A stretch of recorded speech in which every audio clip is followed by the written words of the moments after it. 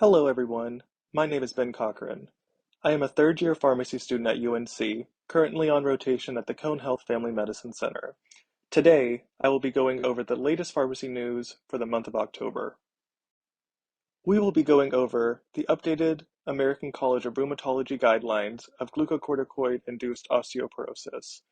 We will also be discussing a study comparing statins and incidence of myalgias, the newly FDA-approved FUROSCIX or furosemide subcutaneous delivery system for outpatient use in congestive heart failure, and the FDA recommendation for removal of Makena or hydroxyprogesterone injections from the market. First, we will go over the updated American College of Rheumatology guidelines for the prevention and treatment of glucocorticoid-induced osteoporosis. This guideline summary update was released on September 14th. Glucocorticoids increase one's risk for bone loss, reduction in bone mineral density, and fractures.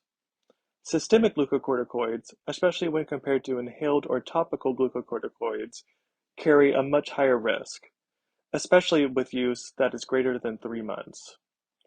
These guidelines by the American College of Rheumatology were last updated in 2017. The American College of Rheumatology recently released a summary for new recommendations, with the full guideline update expected later in 2023. The new information presented in the guideline update include discussion of new drugs that have been approved since the last guideline update in 2017, addressing sequential therapy, and recommendations for those with CKD or are undergoing renal transplant. Abaloparatide or Tymlos is a parathyroid hormone analog. It is dosed at 80 milligrams subcutaneously daily and has a maximum duration of use of 2 years. It is indicated for those with a very high fracture risk, which includes those with a T-score less than -2.5. There are no dosage adjustments necessary in renal or hepatic impairment. The most common adverse events associated with its use are increased uric acid, hypercalciuria, and erythema at the injection site. It is also important to monitor for and counsel patients on the potential for orthostatic hypotension. Romosozumab, or Evenity, is a monoclonal antibody sclerostin inhibitor. It is dosed at 210 milligrams subcutaneously monthly, given as 2 consecutive 105 milligram injections. It is used for 12 months, with the most common adverse event being arthralgias. It does have a black box warning for MIs, stroke, and cardiovascular death, and due to this black box warning, it is not recommended to be used in those with a history of a MI or stroke within the last year. There are also concerns for osteonecrosis of the jaw, therefore any invasive dental work should be done before starting this medication. As well, there are no dosage adjustments required in renal or hepatic impairment. The updated guidelines also discuss recommendations in those with long-term glucocorticoid use. The guidelines include a strong recommendation for use of oral bisphosphonates in those receiving long-term glucocorticoids that are also at high risk for fracture, which is defined as a FRAX score of 20% or greater. In addition, those with a moderate to high risk of fracture, defined as a FRAX score of 10 to 19%, can either receive bisphosphonates, parathyroid hormone analogs, or denosumab as preferred agents. Selective estrogen receptor modulators and romosozumab are additional options for select patients, with their use being determined on an individual basis after discussing the risks and benefits. Sequential therapy, which is the use of a different osteoporosis agent after the use of an agent from a different class, is discussed in the guideline update. Recommendations are made for use of either bisphosphonates or denosumab after the use of a parathyroid hormone analog or romosozumab, and bisphosphonates are recommended after the use of denosumab. Generally, it is recommended that sequential therapy take place for 1 to 2 years. This is important as a lack of sequential therapy is associated with rapid bone loss, vertebral compression, and fractures. For those with an eGFR less than 35, bisphosphonates are not recommended.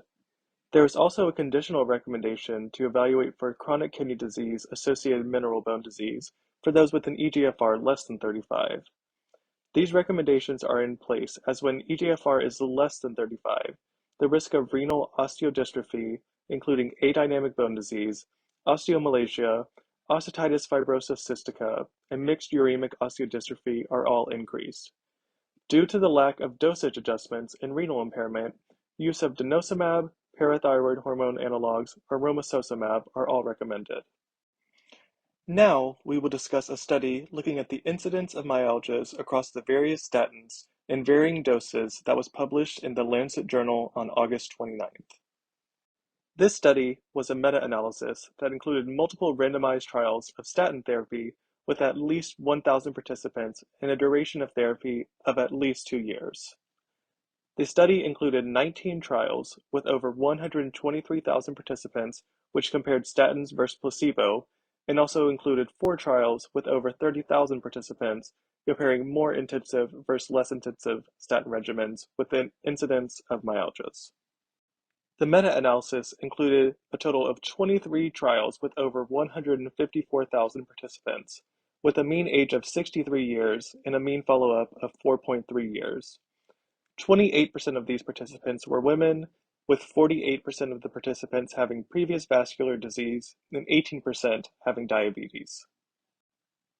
The results of the meta-analysis found that the incidence of muscle pain or weakness was 27.1% in the statin group and 26.6% in the placebo group, with a relative risk increase of 3% overall that was statistically significant. During year 1, statin therapy produced a 7% relative increase in muscle pain or weakness, corresponding to an absolute excess rate of 11 events per 1,000 person years, which indicates that only 1 in 15 of these muscle-related reports by participants allocated to statin therapy were actually due to the statin.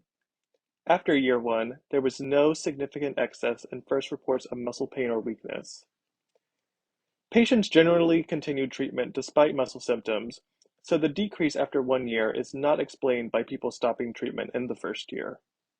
For all years combined, more intensive statin regimens, including 40 to 80 milligram atorvastatin or 20 to 40 milligram rosuvastatin once daily, yielded a higher relative risk than less intensive or moderate intensity regimens, compared with placebo, and a small excess was present for more intensive regimens after year 1.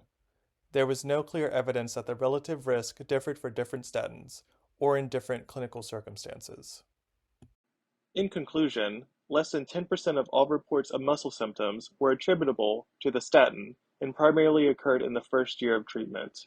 So, while myalgias are a warranted concern when starting statin therapy, their incidence is much less than previously thought, with no difference in incidence between the various statins. The difference, however, was seen with the higher doses when compared to lower doses. We will now be discussing the newly FDA-approved FuroSkix wearable furosemide delivery device. FuroSkix was FDA-approved on October 8th and is expected to be on the market in the first quarter of 2023. It is the first of its kind single-use wearable subcutaneous infusion. FuroSkix comes with a wearable device as well as an 80 milligram per 10 milliliter cartridge of furosemide. Importantly, this device is not indicated for long-term use in emergency situations or in acute pulmonary edema. It is, however, indicated for the treatment of congestion due to overload in the New York Heart Association Class 2 and 3 chronic heart failure. When first started, the device delivers 30 milligrams over the first hour, followed by 12.5 milligrams per hour for the next 4 hours, delivering a total of 80 milligrams. Contraindications to use include anuria, hypersensitivity to adhesives or furosemide, as well as hepatic cirrhosis or ascites. Important monitoring parameters include renal function, electrolytes, ototoxicity, and acute urinary retention. The most common adverse events associated with its use are erythema, bruising, edema, and pain at the infusion site. On October 5th, the FDA has recommended the removal of Makena or hydroxyprogesterone injections from the market due to a lack of proven benefit. Makena first received accelerated FDA approval in 2011 to reduce the risk of preterm birth in those with a history of unexplained preterm birth. After its accelerated approval, its manufacturer was required to conduct a clinical trial demonstrating its claimed benefit. However, the study failed to demonstrate a benefit to the health of the newborns or a reduction in preterm birth. The FDA Center for Drug Evaluation and Research has therefore proposed the removal of McKenna and its generic equivalents from the market based on the results of this study. However, McKenna and its generic equivalents can remain on the market until either the manufacturers voluntarily remove it from the market or the FDA mandates its removal. The manufacturer does still have time to request a hearing to dispute this request. In the meantime, the FDA urges medical professionals to discuss the uncertainties of its use and lack of proof of benefit in those that are currently using McKenna or are considering its use.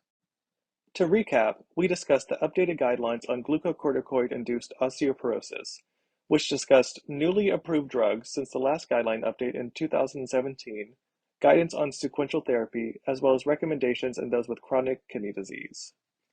We also discussed the meta-analysis looking at the incidence of myalgias when comparing various statins and doses, which found that the risk of myalgias was slightly increased in the first year, with no difference between the statins, as well as a slight increase in higher doses when comparing lower doses. In addition, the newly FDA-approved FuroSkix or furosemide outpatient wearable subcutaneous delivery system was discussed and is approved for New York Heart Association Class 2 and 3 chronic heart failure for temporary use and fluid overload. Finally, we discussed the FDA's recommendation for the removal of McKenna or hydroxyprogesterone injections from the market due to a lack of proven benefit. Special thanks to Dr. Koval and Madison Yates for contributions to this month's updates. Thank you all so much for listening to this month's Pharmacy Update.